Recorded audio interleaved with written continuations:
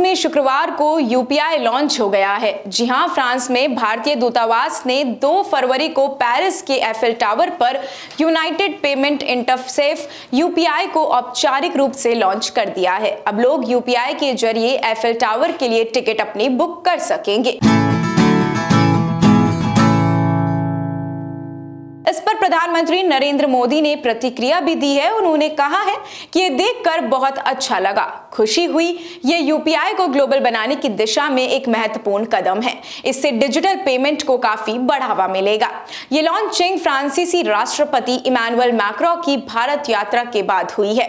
25 जनवरी को मैक्रों जयपुर पहुंचे थे। इस दौरान प्रधानमंत्री नरेंद्र मोदी ने उन्हें यूपीआई पेमेंट डिजिटल सिस्टम के बारे में जानकारी दी थी, उन्हें पेमेंट करना सिखाया था। इसके अलावा दोनों लीडर्स ने यहां चाय भी पी थी। इसका पेमेंट राष्ट्रपति मैक्रों ने किया था। फ्रांसीसी राष्ट्रपति यूपीआई पेमेंट के मुरीद हो गए थे। 26 जनवरी को मैक्रों ने स्टैंड डिनर के दौरान कहा था कि मैं जयपुर में पीएम मोदी के साथ पी गई चाय को कभी भूल ही नहीं सकता, क्योंकि उसका पेमेंट यूपीआई से किया गया था। वो मेरे लिए बहुत खास था। जो चाय हमारी दोस्ती, गर्मजोशी, परंपरा और इनोवेशन का सबसे बेहतरीन उदाहरण है। जुलाई 2023 में फ्रांस के दौरे पर भारतीय समुदाय से बात करते हुए प्रधानमंत्री मोदी ने कहा था कि फ्रांस और भारत के बीच डिजिटल पेमेंट को लेकर करार हुआ है। इसके तहत फ्रांस में भारत के यूपीआई से पेमेंट की जा सकेगी। उन्होंने ये भी कहा था कि जल्द ही फ्रांस में भारतीय पर्यटक रुपए से भुगतान कर सकेंगे। NCPI international payments limited (NIPL) और फ्रांस की लाइरा कंटेक्ट ने फ्रांस और यूरोप में यूनाइटेड पेमेंट इंटरफेस यूपीआई को लागू करने के लिए एक समझौते पर साइन किया था। यूनिफाइड पेमेंट इंटरफेस यानी कि यूपीआई को 2016 में लॉन्च किया गया था। इसे national payment corporation of India यानी कि एनपीसीआई ने बनाया है। इसने आसान तरीके से सीधे बैंक खाते से पैसे ट्रांसफर करने की सुविधा दी है।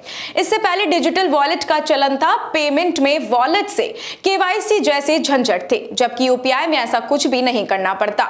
भारत में आरटीजीएस और एनईएफटी पेमेंट सिस्टम का ऑपरेशन आरबीआई के पास है। आईएमपीएस, रुपे, यूपीआई जैसे सिस्टम को national payment corporation of India operate करती है। सरकार ने जनवरी 2020 से यूपीआई ट्रांजैक्शंस के लिए एक जीरो चार्ज फ्रेमवर्क मैंडेटरी किया था। हाल ही में विदेश मंत्री एस जयशंकर ने युगांडा और नाइजीरिया के दौरे पर कहा है कि भारत में सिर्फ एक महीने में इतने कैशलेस ट्रांजैक्शन हुए हैं जितने अमेरिका 3 साल में करता है। दिसंबर 2023 में यूनिफाइड पेमेंट इंटरफेस यानी कि यूपीआई के जरिए 1200 करोड़ से ज्यादा ट्रांजैक्शन हुए हैं। ये लेन देन 18.23 लाख करोड़ रुपए का था। National payments corporation of India ने ये आंकड़े जारी करते हुए ये भी बताया है कि इससे पहले नवंबर में 17.40 लाख करोड़ रुपए का लेन देन हुआ था। यानी लोगों को यह पेमेंट मोड खूब भा भी रहा है। अब आपको क्या लगता है कि फ्रांस में आप कभी जाएंगे तो यूपीआई से पेमेंट करेंगे या फिर नहीं? हमें कमेंट सेक्शन में बताना बिल्कुल भी मत भूलिएगा। ऐसी और भी तमाम अपडेट्स और जानकारी के लिए आप बने रहिए हमारे चैनल बैक स्टोरी के साथ। नमस्कार।